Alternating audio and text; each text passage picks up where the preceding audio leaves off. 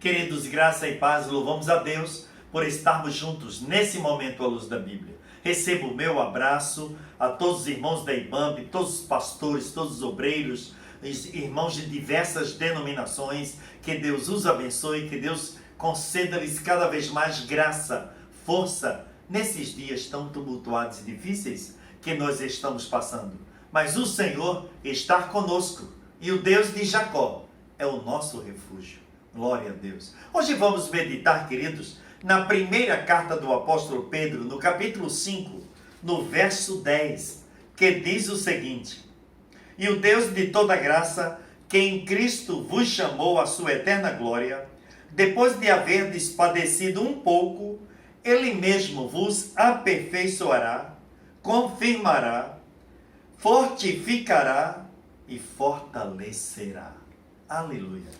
Quando nós estamos, queridos, examinando a primeira carta do apóstolo Pedro, nós vemos que ele escreveu aos irmãos das províncias romanas da Ásia Menor, aos irmãos de Ponto, Bitínia, Capadócia, da Ásia, ali aqueles irmãos, os forasteiros que estavam adorando a Deus. E ele escreveu esta carta, e esta carta foi direcionada, com certeza, pela direção de Deus, para que, poucos anos antes de chegar a grande perseguição decretada por Nero, o imperador de Roma, esta carta pudesse ter chegado aos irmãos e eles se alimentassem da palavra do Senhor veiculada pelo servo do Senhor. Ele diz aqui nesse verso 10, ele já está se despedindo aqui no capítulo 5, ele diz: E o Deus de toda graça. É importante frisar que ele fala, já nas saudações finais, ele diz assim: E o Deus de toda graça, que em Cristo vos chamou à sua eterna glória, depois de haverdes padecido por um pouco, Ele mesmo vos aperfeiçoará, confirmará, fortificará e fortalecerá. E mais tarde, pouco tempo depois, que esta carta chegou aos irmãos, os irmãos tiveram o prazer de estar se alimentando desta carta, porque na grande perseguição eles estavam com esta carta para se alimentar espiritualmente. Aqui, queridos, nós vemos que esta carta foi datada entre 60 e 63 depois de Cristo. E os irmãos estavam com certeza embasados no Senhor. No capítulo 1 ele diz que os irmãos eram herança. E se porventura estivessem entristecidos naquele momento, mas o Senhor estava provando, como se prova o ouro, eles seriam provados também.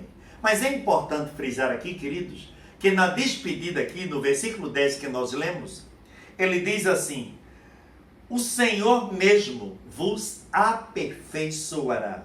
Está escrito, queridos, que em Filipenses 1,6, tendo por certo isto mesmo, que aquele que em vós começou a boa obra, ele aperfeiçoará até o dia de Cristo Jesus. Quando nós estamos lendo a carta do apóstolo Paulo, à igreja em Filipos, capítulo 3, verso 16, Paulo disse assim: Mas naquela medida de perfeição a que já chegamos, nela prossigamos. O apóstolo Pedro está dizendo para os irmãos que o Senhor era quem estava aperfeiçoando os servos do Senhor, em meio à situação tão caótica que eles iriam passar por causa da perseguição. No segundo lugar, ele disse assim: Ele mesmo vos confirmará.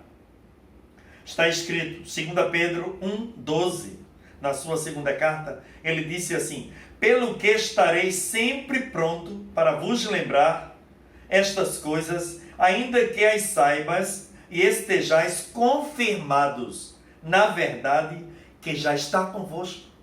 O apóstolo Pedro está dizendo que os irmãos foram aperfeiçoados e foram confirmados pelo Senhor Jesus. Isso é importante frisar, que em meio às lutas, os tumultos, não é verdade? As intempéries, mas os irmãos tinham essa certeza, que eles foram aperfeiçoados por Jesus e confirmados pelo Senhor.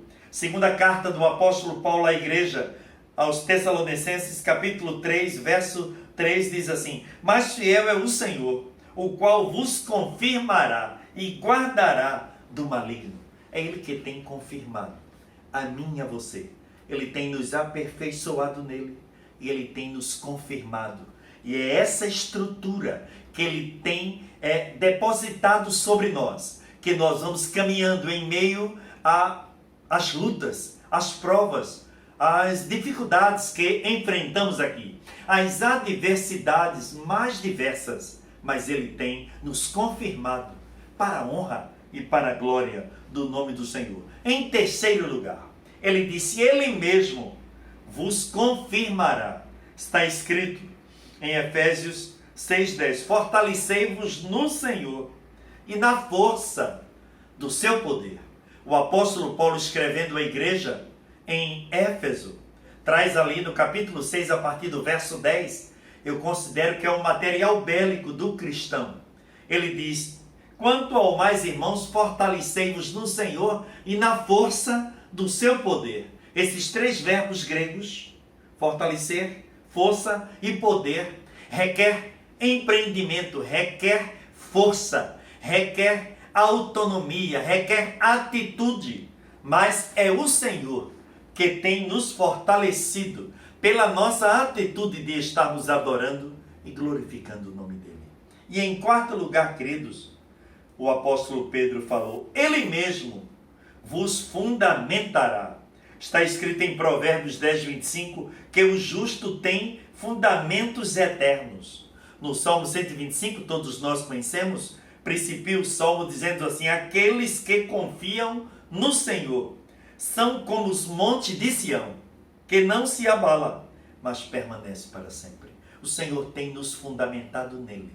Ele tem nos fundamentado porque Ele é a rocha. No hebraico, Ele é o Jeová Tissu. Ele é a nossa rocha. Está escrito no Salmo que Ele é o nosso refúgio e a nossa fortaleza. É verdade, no Salmo 27, Davi disse: Tu és a minha rocha, e estamos alicerçados nessa rocha, que é Cristo, o Senhor, no nome de Jesus. Paulo disse: olha, fundados e firmes, não vos deixando apartar da esperança do evangelho que ouvistes.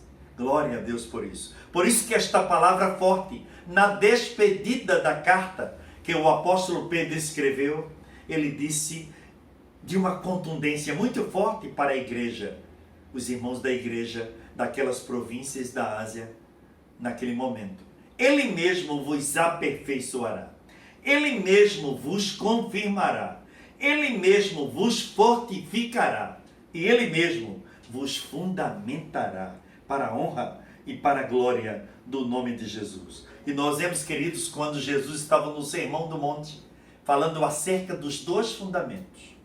Aquele homem que construiu a sua casa na areia.